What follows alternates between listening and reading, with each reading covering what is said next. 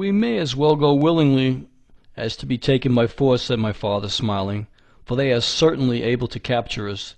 Thereupon he made known by signs that we were ready to accompany them. Within a few minutes we were on board the ship, and half an hour later our little fishing craft had been lifted bodily out of the water by a strange sort of hook and tackle and set on board as a curiosity. There were several hundred people on board this, to us, mammoth ship, which we discovered was called a Naz, meaning, as we were afterward learned, pleasure, or to give a more proper interpretation, pleasure excursion ship.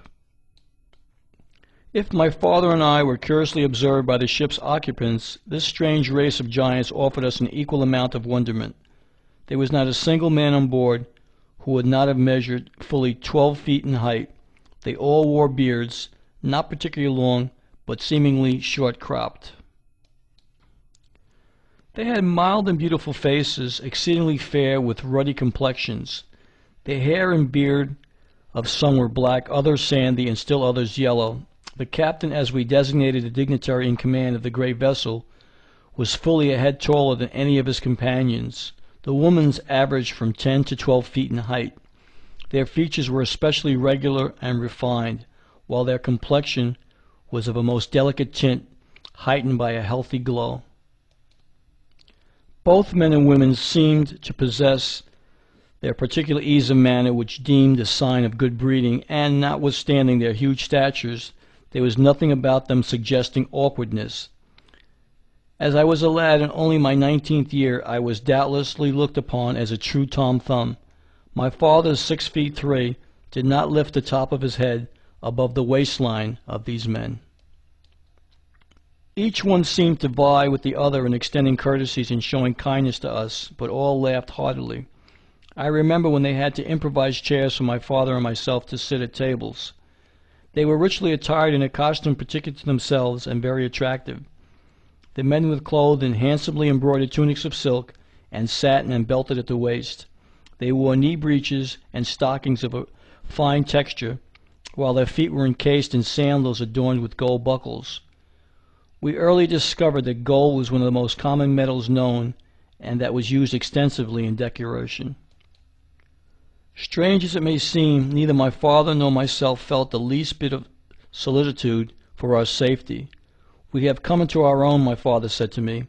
"This is the fulfillment of the tradition told to me by my father and my father's father, and still back for many generations of our race. This is assuredly the land beyond the north wind." We seemed to make such an impression on the party that we were given specialty into the charge of one of the men, Jules Galdia, and his wife, for the purpose of being educated in their language, and we, on our part, were just as eager to learn as they were to instruct. At the captain's command, the vessel was swung cleverly about and began retracing its course up the river. The machinery, while noiseless, was very powerful. The banks and trees on either side seemed to brush by. The ship's speed at times surpassed that of any railroad train on which I had ever ridden. Even here in America, it was wonderful. In the meantime, we had lost sight of the sun's rays, but we found a radiance within emanating from the dull red sun, which had already attracted our attention, now giving out a white light, seemingly from a cloud bank far away in front of us. It dispensed a greater light, I should say, than 2 full moons on the clearest night. In 12 hours this cloud of whiteness would pass out of sight as if eclipsed, and the 12 hours following corresponded with our night. We early learned that these strange people were worshippers of the great cloud of night. It was the Smoky God of the inner world. The ship was equipped with a mode of illumination which I now presume was electricity, but neither my father nor myself was sufficiently skilled in mechanics to understand whence came the power to operate the ship, or to maintain this soft, beautiful light that answered the same purpose of our present methods of lighting the streets of our cities, our houses, and places of business.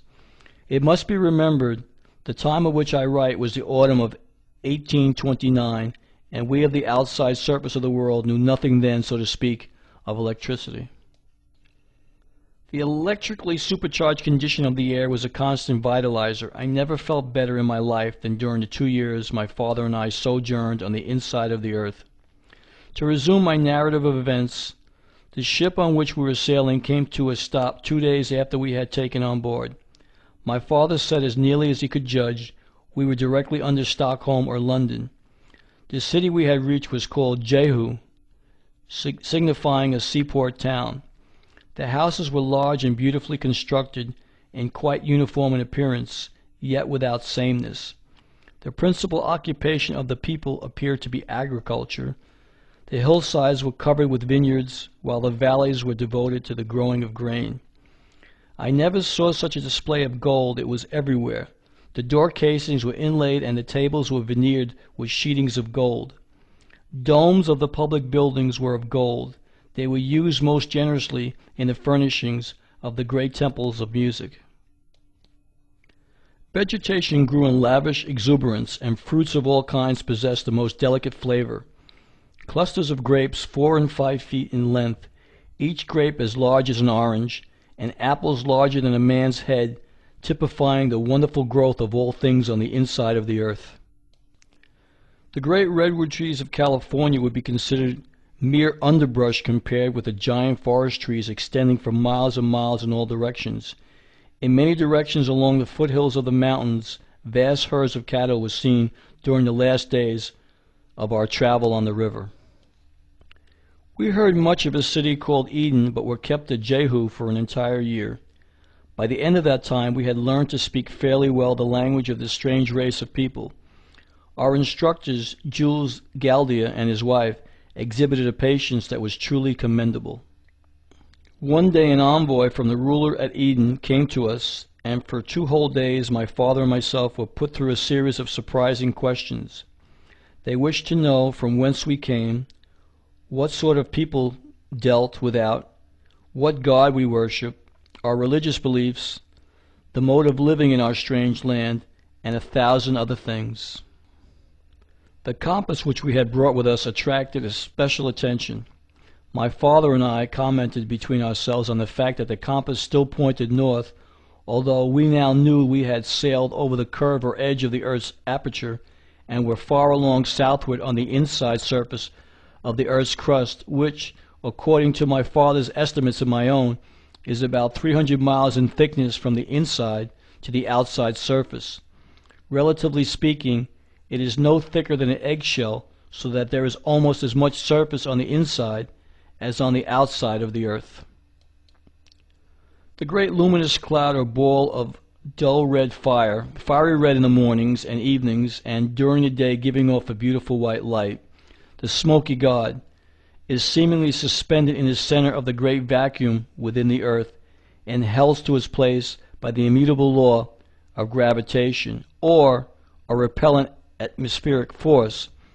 As the case may be, I refer to the known power that draws or repels with equal force in all directions.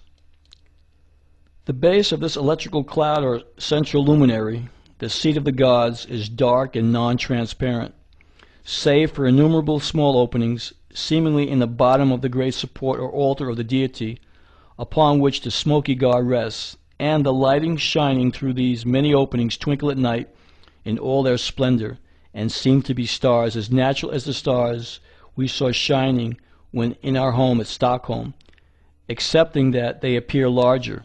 The Smoky God, therefore, with each daily revolution of the earth, appears to come up in the east and go down in the west, the same as does our sun on the external surface.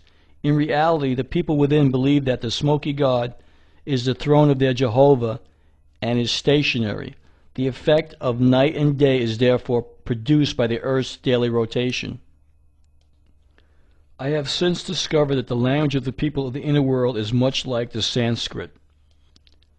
After we had given an account of ourselves to emissaries from the central seat of government of the inner continent, and my father had in his crude way drawn maps at their request of the outside surface of the earth, showing the dimensions of land and water and giving the names of each of the continents, large islands, and the oceans, we were taken overland to the city of Eden in a conveyance different from anything we have in Europe or America.